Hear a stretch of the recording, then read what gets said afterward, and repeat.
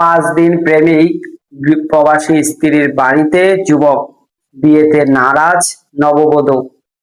ফেসবুকে মাত্র 5 দিনের পরিচয়, তা থেকেই প্রেম, আর সেই প্রেমের টানেই প্রবাসীর স্ত্রীর বাড়িতে ছুটে আসেন নীরব নামের এক যুবক।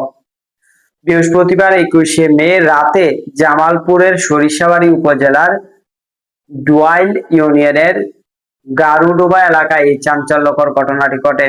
এই ঘটনায় কেন্দ্র করে পুরো এলাকায় ব্যাপক কৌতূহল ও চাঞ্চল্যের সৃষ্টি হয়েছে। আটক যুবক নীরব পার্শ্ববর্তী ধনবাড়ী উপজেলার বালিদ্র ইউনিয়নের মুসুদ্দি উত্তরপাড়া গ্রামের আব্দুল রাজ্জাকের ছেলে। স্থানীয় পরিবারের সূত্রে জানা যায় যে গারুডোবা এলাকায় দুবাই প্রবাসী রহিমের স্ত্রীর সঙ্গে ফেসবুকের মাধ্যমে নীরবের পরিচয় হয়। মাত্র 5 দিনের আগেই সেই পরিচয় দ্রুত প্রেমের সম্পর্কে রূপ নেয়। প্রেমের টানে ওই যুবক বৃহস্পতিবার রাত 8টার দিকে প্রবাসী স্ত্রীর সঙ্গে দেখা করতে সরাসরি তার বাড়িতে চলে আসে। কৌশলের খালাতো ভাইয়ের পরিচয় দেন ওই নারী।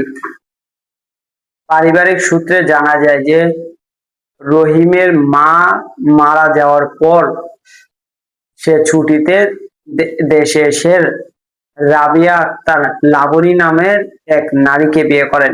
বিয়ের কয়েক মাস পর রহিম আবারও বিদেশ চলে যায়।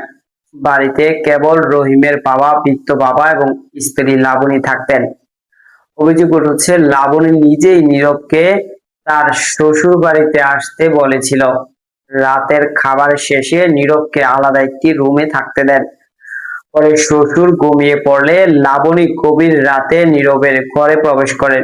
বাড়িতে অন্য কোনো সদস্য না থাকায় বিষয়টি টের পেয়ে যান প্রতিবেশীরা।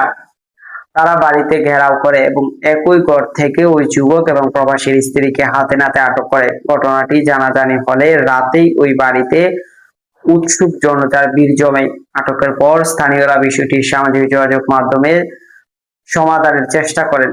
এক অদ্ভুত পরিস্থিতি সৃষ্টি হয়ে আটককৃত যুবক ওই নীরব প্রবাসীর স্ত্রীর বাড়িতে বিয়ে করতে রাজি হয়ে যায়। তবে বেঁকে বসে ওই নারী।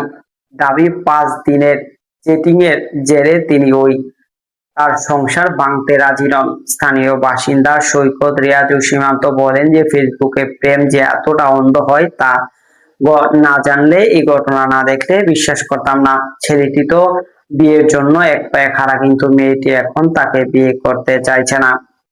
সবশেষ খবর পাওয়া পর্যন্ত বিষয়টি নিয়ে এলাকায় এখনো তীব্র গুঞ্জন চলছে এবং স্থানীয় মাতব্বররা বিষয়টি সামাজিক যোগাযোগ মাধ্যমে সমাধানের চেষ্টা করছে।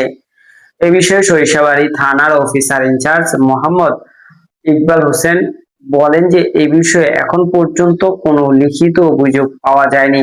অভিযোগ পেলে প্রয়োজনীয় আইনগত ব্যবস্থা নেওয়া হবে। দর্শক, সাবস্ক্রাইব করবেন, লাইক করবেন, শেয়ার করুন, কমেন্ট করতে ভুলবেন না।